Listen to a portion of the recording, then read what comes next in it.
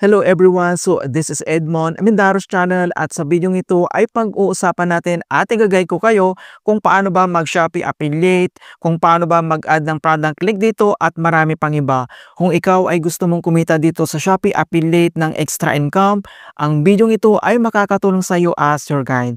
Kaya wag na natin patagalin at start na natin. So ang next step ay kailangan mo lang mag-isip dito kung ano yung items na gusto mong i-affiliate dito.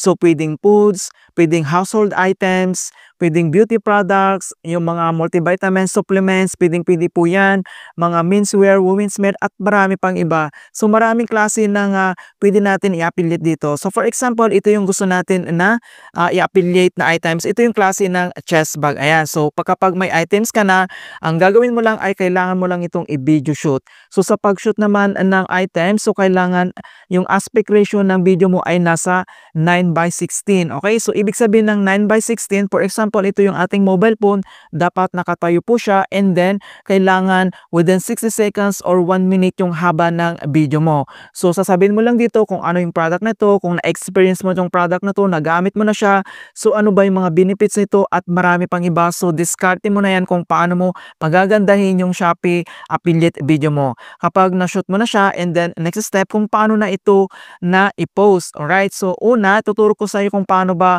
kunin yung kanyang product link. So i-open mo lang dito yung Shopee app mo, okay? Once na-open mo na dito yung ating Shopee homepage and then dito lang sa bottom right corner, ito yung Meta profile, i-click mo lang.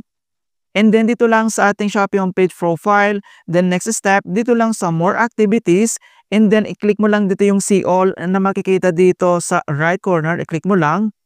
And then dito lang sa more activities, i-click mo lang dito yung affiliate program. So mga kaibigan, bago tayo makapag-start dito ng affiliations ay kailangan naka-join ka dito or accepted ka.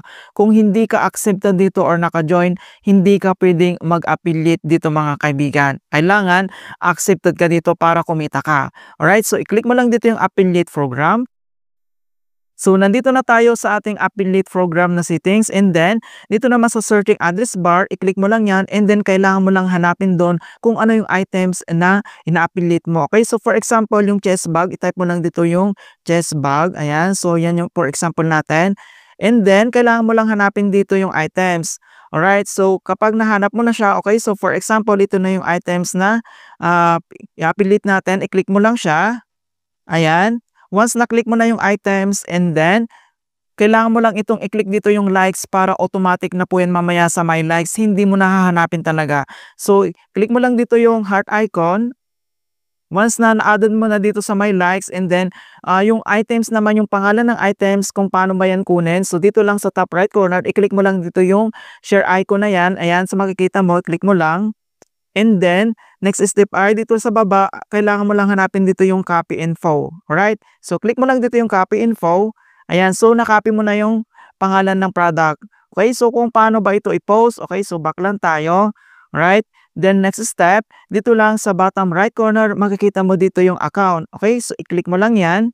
And then, dito lang sa ating Shopee Affiliate Settings account. And then, dito lang sa left corner, kailangan mo lang i-select dito yung Shopee Video Profile. So, ito yung other option mga kaibigan. So, pwede po dito and then pwede mo naman sa pinakauna yung homepage, i-click mo lang dun yung live and video and then i-click mo lang dun yung icon TV na makikita dito sa top right corner or dito lang sa top left corner yung profile icon, i-click mo lang yon and then madadirect ka na dito sa Shopee Video Profile. Okay, so i-click mo lang yan. And then, madadirect na tayo dito sa ating Shopee Video Profile. Okay, so makita mo na dito yung mga affiliate product natin. So, dito lang sa bottom right corner, makikita mo dito yung post video. Ayan, so ito siya, i-click mo lang. And then, mag-start na tayo dito na i-add yung ating video or kung gusto mo naman mag-direct dito, pwedeng-pwede po yan. So, pwede kang mag-direct dito na mag-shoot. Okay, so since nakagawa na tayo ng video natin, and then hanapin lang natin, i-click mo lang dito yung library. And then, select lang natin yung ating video. Ayan. So, once na-select mo na yung video and then, dito naman sa bottom right corner and then i-click mo lang dito yung next. And then, wait lang natin na mag-loading. Ayan. So, makikita nyo na dito na na-upload na natin yung ating Shopee Affiliate video. So, dito naman, so pwede kang malagay dito ng kanyang title. Okay? So, click mo lang dito sa baba yung add text. and then hanap lang tayo dito ng mga art na pwede mong gamitin. Nandito naman, napakadali lang talaga. So, click mo lang yan and then hanap lang tayo ng kanyang art. Okay, so for example yan. And then, yung nakopy natin na product name, so pwede mo na itong i-add. Okay, so for example, add na natin. Ayan. So once na-add na, and then click mo lang dito yung check icon. Ayan, so nasa sa'yo yan kung paano mo ilalagay yung kanyang product name. Pwede naman hindi mo lagyan, nasa sa'yo yan. So option mo yan. So lagay lang tayo. Okay, so ganyan. Ayusin lang natin. Alright, so once nilagay mo na yung kanyang name, and then next step ay dito naman sa top right corner, i-click mo lang dito yung done. Okay, so click mo lang yung done. Ayan. And then next naman, kapag nilagay mo na yung kanyang product name, and then dito naman sa baba, sa bottom right corner, i-click mo lang dito yung next. Ayan, so makita mo na dito na nandito na yung ating Shopee affiliate video. Then next naman, add captions to your videos. So pwede ka nang maglagay dito ng hashtag, okay? So dito naman sa paglagay ng hashtag, nasa sayan is your option kung ilang hashtag yung ilagay mo dito. So sa akin kasi naglalagay ka lang ako dito ng 3 hashtag. So ito yung nilalagay ko. Ayan yung Shopee, and then mas mura sa Shopee, and then yung free coins mga kaibigan. Ayan, so click mo lang siya. Alright, kapag nailagay mo na yung hashtag niya, and then yung kanyang title, yung kanyang product name. So ilagay mo lang siya. Kapag nilagay mo na yung kanyang product name, and then next, ito na tayo sa add product, i-click mo lang. And then, click mo lang yung add product. So, ito yung sinasabi ko na automatic na po yan kapag na-like mo yung product. Okay? So, dito naman, hanapin mo yung items na ni-likes mo. Okay? So, dapat tugma po siya kung ano yung pinopromote natin or kung ano yung ina-update natin na product, dapat yun ang ilalagay natin dito. At least, dito naman is 6 product yung pwede natin ilagay o i-add. Alright, so scroll down ka lang, hanapin natin yung product, and then dito lang sa right corner, i-click mo lang dito yung add product. Ayan, and then click mo lang dito yung done.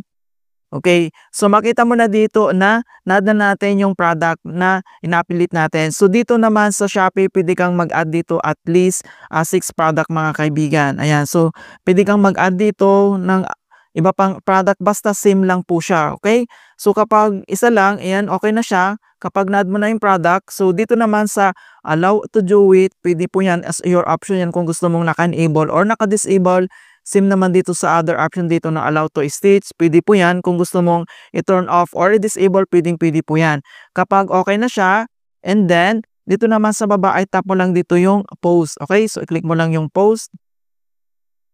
And then wait lang natin, ayan, successfully uploaded, and then back lang tayo, check lang natin. So dito lang sa top left corner, i-click mo lang yung profile icon. Ayan, so makita mo na dito na na-post na natin yung ating Shopee affiliate video. Alright, so ganoon lang po kasimple mga kaibigan kung paano tayo dito gumawa ng ating Shopee affiliate, kung paano tayo gawin mag-add ng product lead dito at marami pang iba.